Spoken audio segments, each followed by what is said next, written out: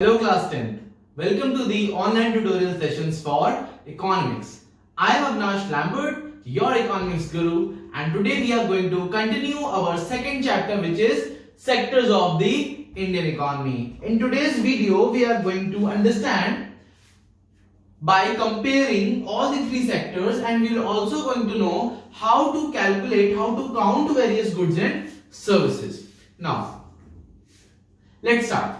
Comparing all the three sectors. On what basis we compare all the three sectors? What are the major keys due to which we can compare the sectors? Now basically comparison is done on the basis of total production of what? Of goods and services and the employment.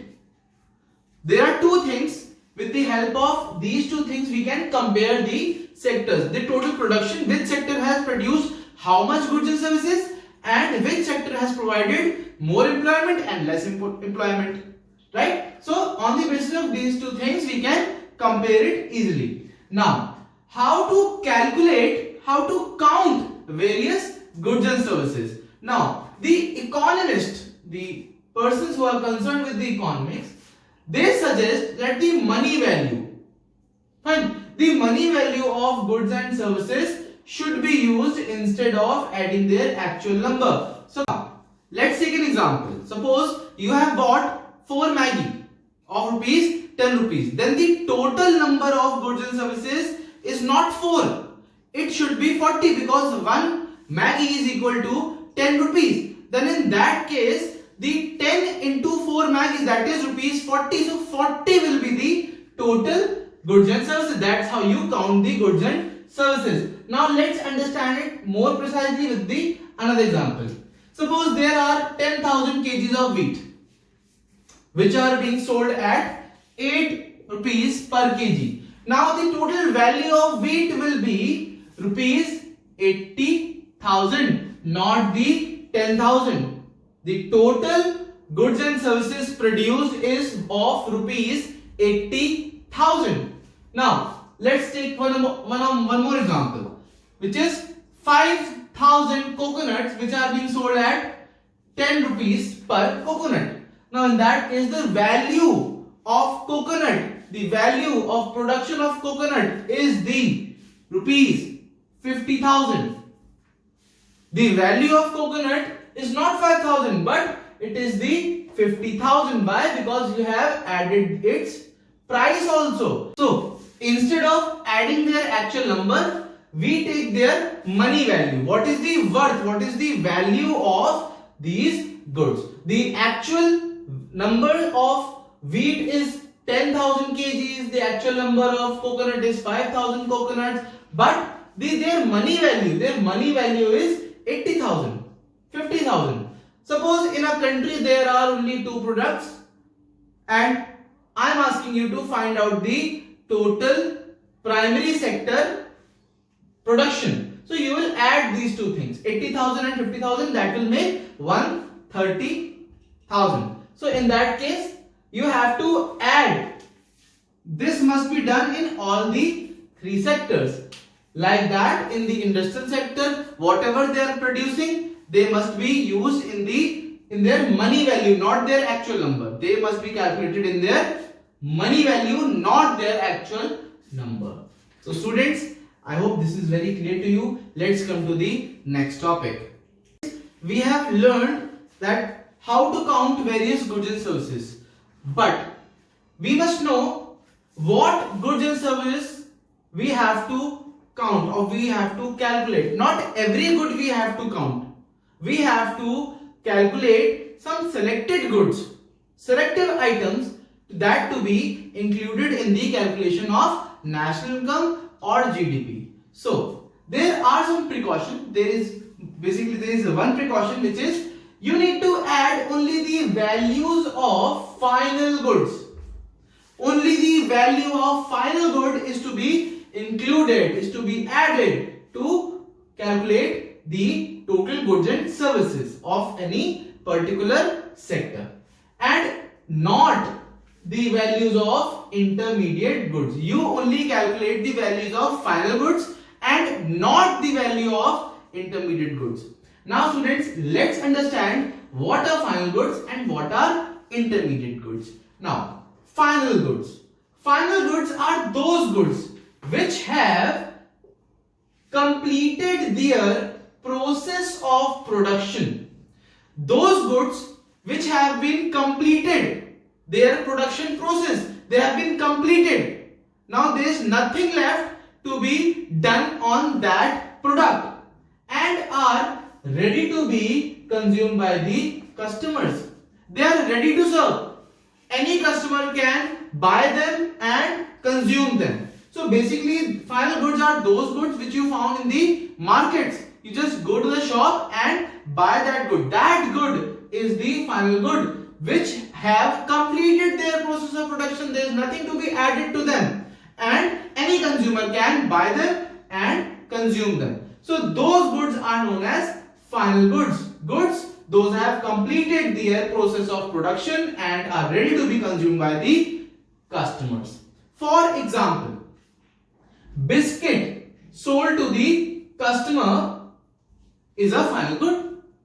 If you buy to the shopkeeper, a biscuit, that biscuit is your final good. Basically, those goods that are produced and reaches to the customer.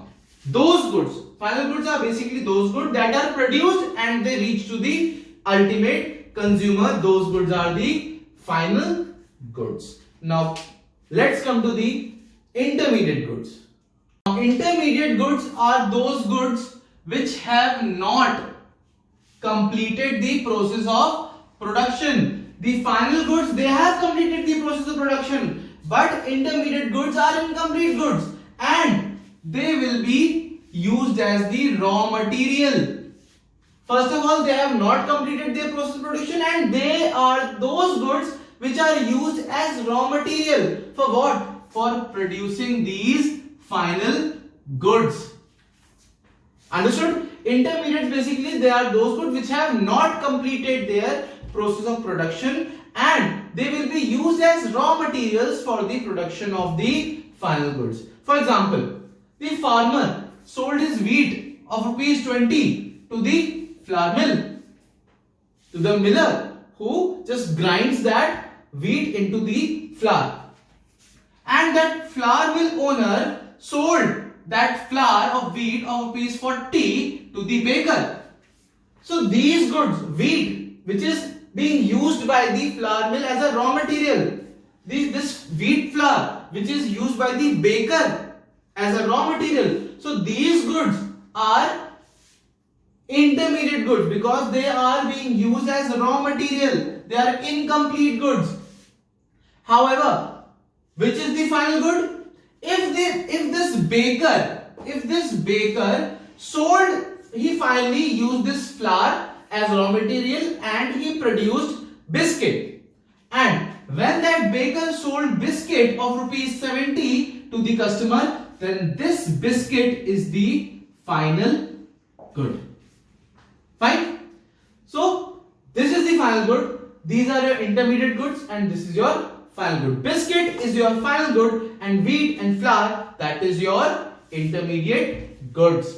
Now, one mistake which we usually do in calculating the final goods and intermediate goods is that we usually count two times. We actually add the intermediate goods twice and therefore our calculation becomes wrong. So we must avoid the problem of double counting. That is, only the value of final goods are used for calculating GDP and national income. We must only calculate the value of biscuit to calculate the GDP or national income. What we usually do, we basically add this 20, this 40 and this 70. We add this 20, 40 and 70 and we write it like 130 rupees, which is wrong.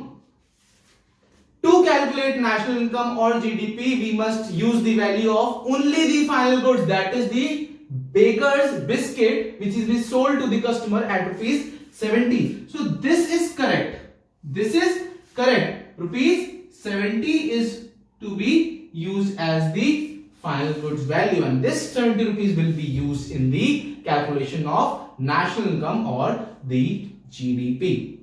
So this is your double counting problem, this is your final goods, and these are your intermediate goods. Students, let's come to the next topic, which is the GDP, gross domestic product. Start with the gross domestic product, which is the GDP. This is very important. It could be asked in your 1 mark question, that what is GDP. Now, the money value of all the final goods and services of all the sectors produced in a country in a particular year. Suppose in all the sectors, in the primary, secondary, tertiary, in all the sectors, whatever total production of goods and services is being done, that is totaled, and in a country, in a particular country, in a particular year, that has to be added, and you get your gross domestic product. Now, the money value, let's understand it. The money value of all the final goods and services in a country, produced in a country in a particular year, that is a session, that is the year 2019 to 2020 or 2020 to 2021. So that is your GDP. Now, sometimes in your paper it is being asked how GDP is measured. Then simply you have to write it, the money value of all the final goods of primary sector, secondary sector and tertiary sector, they all are added together, and if you add them, if you add the money value of final goods of all these three sectors, you get your gross domestic product. Fine. Now, there is one more question which can be asked in your papers for again 1 mark, which is, who calculates the GDP in India? Which organization calculates the GDP in India? So GDP in India is calculated by the Central Statistical Organization. Central Statistical Organization, which is CSO, which is being run by the central government's ministry. The central government owns the Central Statistical Organization, that is CSO. So students, that's all for today's video. I hope you have learned few things and more things, and we'll learn some more things in the next video. So stay home, stay safe, and see you soon.